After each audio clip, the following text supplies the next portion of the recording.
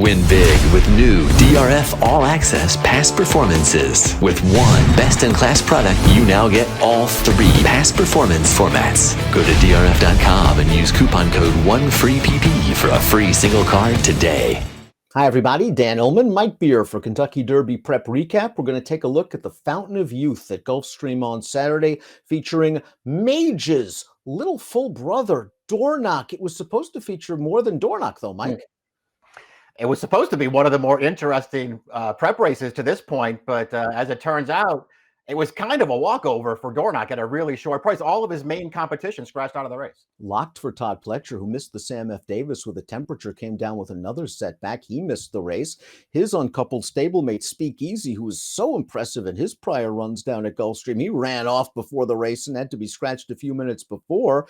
And Gustavo Delgado's very nice maiden, Victory Avenue, decided, well, I'm going to run an allowance the day before. So Dornoch was 1-5 when they broke from the gate in the Fountain of Youth. And while he didn't win like a 1-5 shot, I thought his performance was rock solid. As you can see, he's a big, strong horse with good tactical speed, and Luis Saez wasn't fooling around.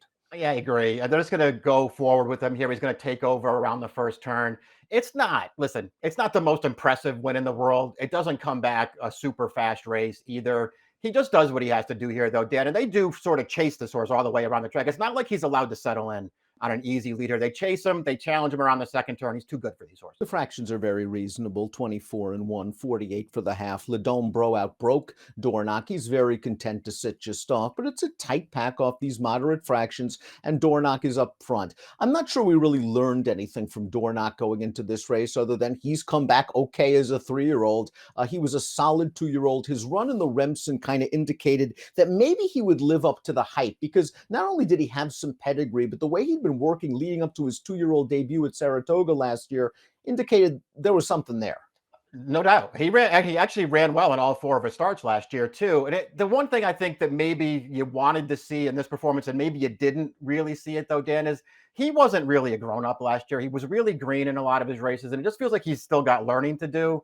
And I'm not sure how much more professional he was in this race, but he was a little more professional. He's going to put this horse away eventually when this field turns into the stretch, and it's going to be late lead change for him, but he is going to go on, and he's going to win this pretty comfortably at the end. Dornoch left the rail open for Ledome Bro, who took his shot turning on the turn and into the stretch. And you see, for a while, Dornoch is on his left lead. He's waiting for the change. There it is. And once he does, he wins very comfortably. There was really no threatening behind him. And for a first start of the year, I think it's what Danny Gargan wanted, because he likely didn't have to go to the bottom of the well.